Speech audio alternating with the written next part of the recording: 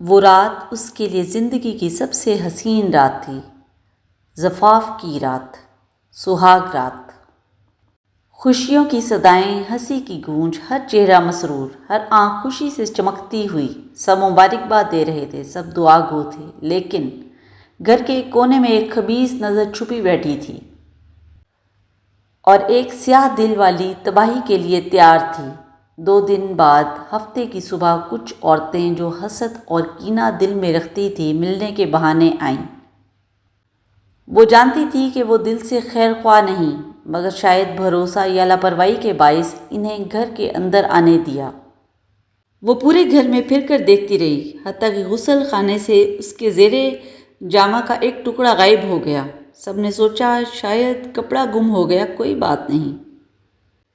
لیکن وہ عام کپڑا نہیں تھا، وہ اس کے عذاب کی شروعات تھی۔ دن گزرتے گئے، اس کا جسم کمزور ہونے لگا، چہرہ زرد پڑ گیا، روح بجھ سی گئی، اور بیماریوں نے ایک کے بعد ایک حملہ شروع کر دیا۔ شوہر سے جھگڑے شروع ہو گئے بغیر کسی وجہ کے، ہر دن لڑائیاں، چیخیں، بدگمانیاں، سخت جملے، ٹوٹے دل، بے انتہا آنسو، پھر آہستہ آہستہ ڈپریشن، خوف اور تنہائی۔ ڈاکٹر حیران تھے، تمام ٹیسٹ نارمل ہیں، لیکن جسم دن بدن ٹوٹتا جا رہا تھا۔ پھر ایک دن اچانک بچہ دانی رحم پھٹ گئی، اور جان بچانے کے لیے ڈاکٹروں نے رحم نکال دیا۔ یوں ایک خواب، ماں بننے کا خواب، ایک خوفناک المیہ بن گیا۔ وہ روتی جاتی، کہتی میں تو بس ماں بننا چاہتی تھی۔ 5 سال تک وہ زندگی جہنم بن گئی۔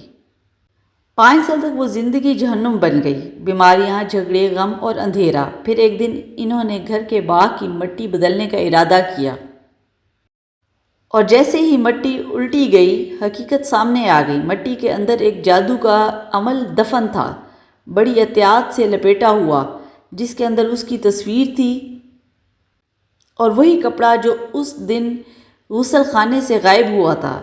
ایک لمحے میں سب کچھ واضح ہو گیا۔ 5 سال کی تباہی کوئی اتفاق نہیں تھی، یہ کالا جادو اور شیاطین کا کھیل تھا، جو خاموشی سے ان کی زندگیوں کو کھا رہے تھے۔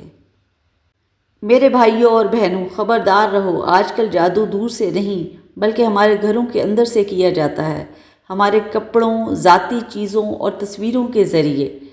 کبھی کسی پر اندھا اعتماد نہ کرو، کبھی کسی پر اندھا اعتماد نہ کرو، اپنی نجی چیزیں سب کے سامنے نہ چھوڑو، کسی حاسد یا حاقد انسان کو اپنے گھر کے خاص کمروں تک مت لے جاؤ، یہ بیڈ رومز تمہاری پرائیویسی ہیں، اور ایسے لوگوں کو اپنے گھر داخل نہ ہونے دو جن کے دلوں میں حسد اور کینہ ہے۔ اپنے گھروں کو اذکار سے محفوظ رکھو، اپنے آپ کو اور اپنے اہل خانہ کو احسان ایمان میں لے آؤ، اور ہمیشہ یہ دعا پڑھتے رہو، بسم اللہ الذی لا یضر مع اسمہ شیء فی الارض ولا فی السماء وہو السمیع العلیم۔